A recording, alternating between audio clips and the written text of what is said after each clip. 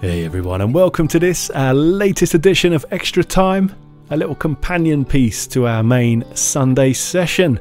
A session which in this week we've been exploring the contrasting ways in which Jesus calls us to offer both restoration and refreshment to those we live alongside. Our thinking stemmed from a passage in the book of Revelation in which Jesus dictates to John a letter to the church in Laodicea, admonishing them for being neither hot nor cold, but simply lukewarm. The criticism levelled at Laodicea was that if they were hot, they could offer restoration and healing to folks, much like the rich, steaming springs found in the neighbouring city of Hierapolis. Or, if they were cold, they could offer refreshment, like the cool, life-giving water found at their other neighbouring city, Colossae. But being lukewarm, being neither one thing nor the other, well, they were in many ways good for nothing. Incidentally, the easy way to remember all of this is that, as luck would have it, the initial of each city's name reflects their water temperature. H, hot for Hierapolis, C, cold for Colossae, and L, lukewarm for Laodicea. And so with that kind of memory tag in mind, let's have a gentle start with these couple of questions. What's your earliest childhood memory? And then secondly, what would you say your first spiritual experience was in life?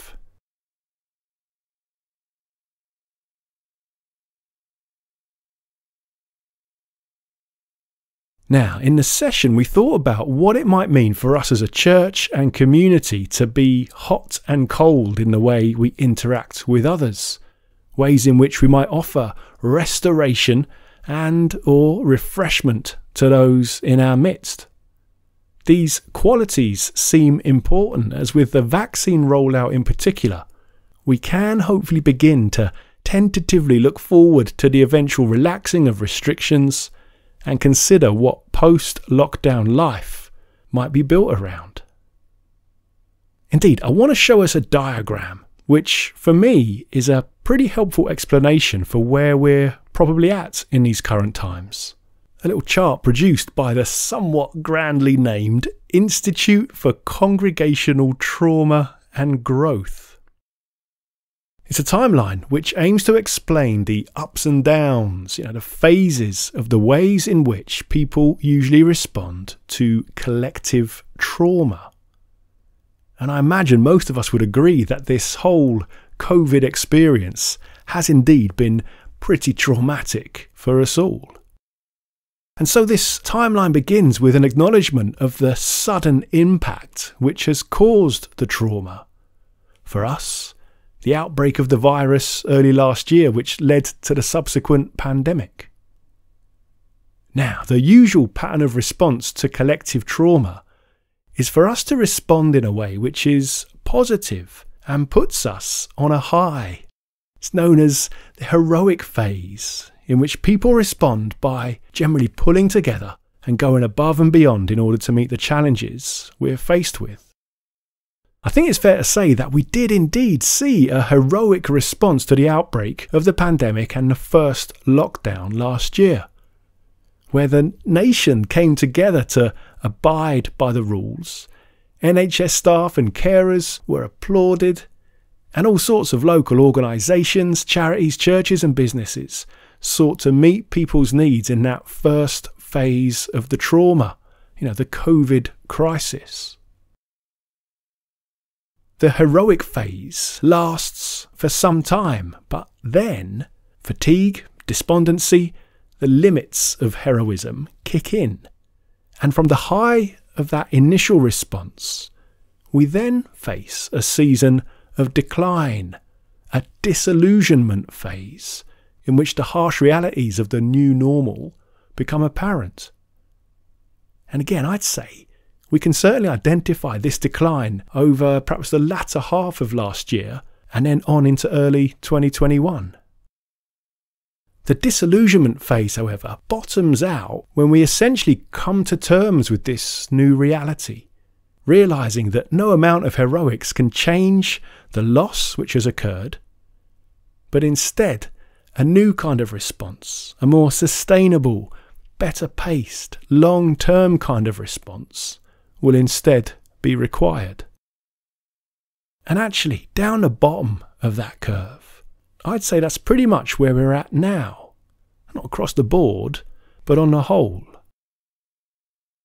But the good news is that it's around about now that the curve begins to climb again, as having bottomed out, the only way is up, and we enter a rebuilding and restoration phase.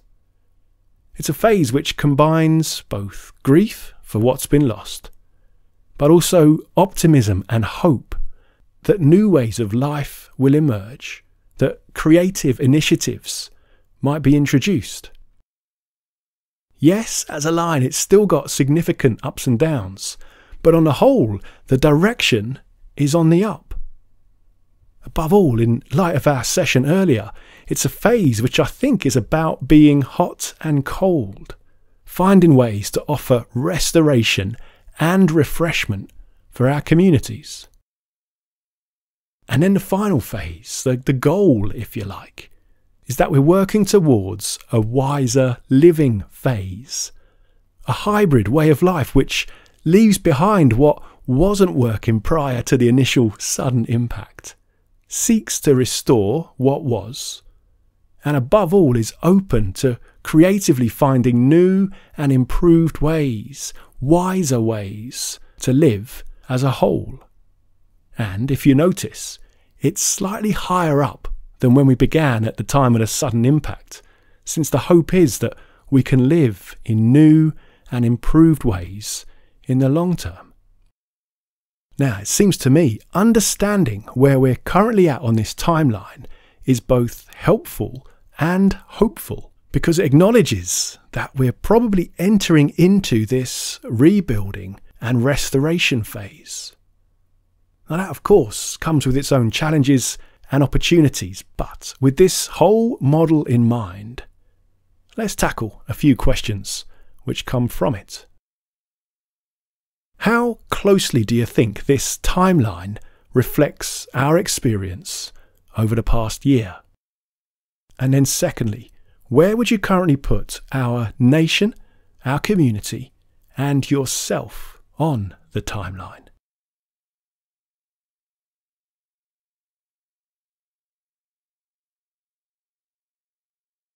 All right, some other questions.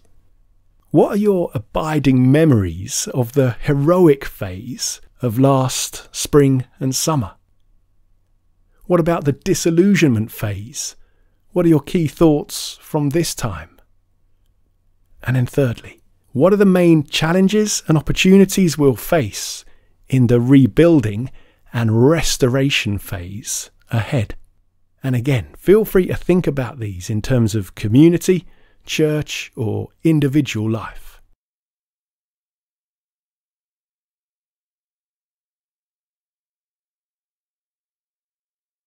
And then finally, for today, what principles would we do well to ensure our wiser living phase ends up being built on?